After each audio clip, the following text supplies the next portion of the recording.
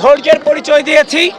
আমি সকাল থেকে বারংবার উচ্চারণ করার চেষ্টা করেছি যে আজ আমরা কোনো অভিযোগ করতে চাই না, আমরা আনন্দ করতে চাই, উদযাপন করতে চাই। প্রিয় প্রিয় সাংবাদিকবৃন্দ, ইতিমধ্যেই রোকেয়া হল সম্পর্কে একটা ঘোরতর অভিযোগ আমাদের কাছে এসেছে এবং আমি রোকেয়া হলের ভিতরে চিফ রিটার্নিং অফিসার কর্মকর্তার অনুমতি নিয়ে প্রবেশ করেছি এবং সেই ঘটনার সত্যতা আমি পেয়েছি। একজন শিক্ষার্থী, তাকে যখন ব্যালট দেওয়া হয়েছে, সে যখন ব্যালট নিয়ে গিয়েছে ভোট কেন্দ্রে বুথে প্রবেশ করেছে, তারপর গিয়ে দেখতে পেল সাদিক কাইম এবং ফরহাদের ব্যালটে আগে থেকেই ক্রস চিহ্ন দেওয়া আছে। তো সুতরাং যেটা বর্তমান নতুন বাংলাদেশের রাজনৈতিক পরিপ্রেক্ষিতে যেটা অশনি সংকেত। আমি দ্রুত ভোট কেন্দ্রে প্রবেশ করেছি, ম্যাডামদের সাথে কথা বলেছি, তারাও বলেছে এটা কিভাবে হয়েছে তারা জানেন না। তো সব কিছু মিলিয়ে ঘটনার সত্যতা আছে।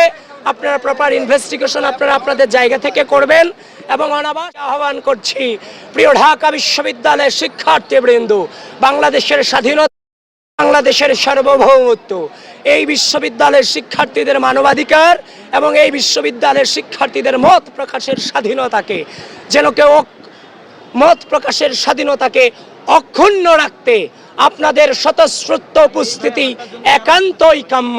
প্রিয় অনাবাসিক শিক্ষার্থীবৃন্দ, যে যে অবস্থায় আছেন আপনারা ঢাকা বিশ্ববিদ্যালয়ের কেন্দ্রগুলোতে চলে আসেন, ভোটাধিকার প্রয়োগ করেন। এদেশের মানবাধিকার, বাক স্বাধীনতা এবং বাংলাদেশের স্বাধীনতা সার্বভৌমত্বের চেতনাকে অক্ষুণ্ণ রাখবার জন্যে আপনাদের ভোটাধিকার প্রয়োগ একান্তই গুরুত্বপূর্ণ, একান্তই গুরুত্বপূর্ণ। আবারও বলছি, অনাবাসিক শিক্ষার্থীবৃন্দ, আপনারা ভোট দ্রুত চলে আসুন। যারা কি অভিযোগ করেছে আমি আপনাদের সামনে বলছি, আপনারা সাংবাদিকবৃন্দ, আপনাদেরকে আমি আহ্বান করছি, আপনারা গঠনতন্ত্র পড়ুন। গঠনতন্ত্রতে বলে দেয়া আছে পুলিং এজেন্ট এবং প্রার্থীরা ভোট কেন্দ্রে প্রবেশ করতে পারবে। এটা স্পষ্টভাবে লেখা আছে হচ্ছে যে আপনার গঠনতন্ত্রে। ইতিমধ্যেই কিন্তু এটা ফেসবুকে প্রচারও হয়েছে, সেই গঠনতন্ত্রের ছবি, 2025 সালের গঠনতন্ত্রের ছবি। অনিয়মের অনেক অভিযোগ আমরা করতে পারতাম সকাল থেকে, যেমন আমাদেরকে প্রপারলি পরিচয় কার্ড আমাদেরকে দেওয়া হয়নি।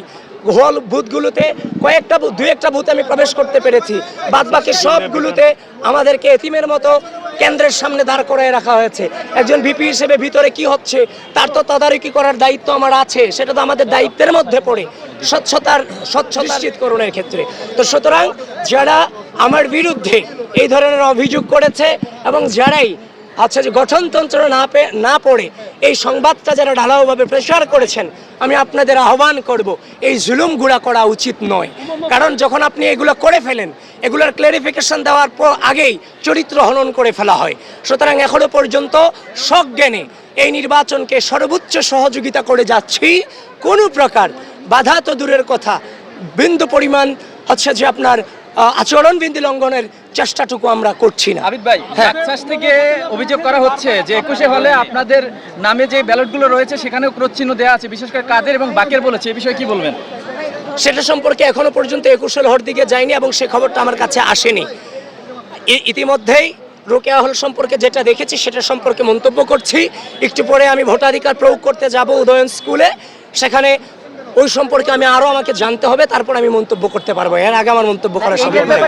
আমি আবারও বলছি, ঢাকা বিশ্ববিদ্যালয়ের অনাবাসিক শিক্ষার্থীবৃন্দ, আজকের এই দিন বাংলাদেশের দিন, বাংলাদেশের বিজয়ের দিন, বাংলাদেশপন্থীদের বিজয়ের দিন, বাংলাদেশের ভোটাধিকার, বাংলাদেশের স্বাধীনতা, ঢাকা বিশ্ববিদ্যালয়ের শিক্ষার্থীদের মত প্রকাশের স্বাধীনতা টিকিয়ে রাখার দিন।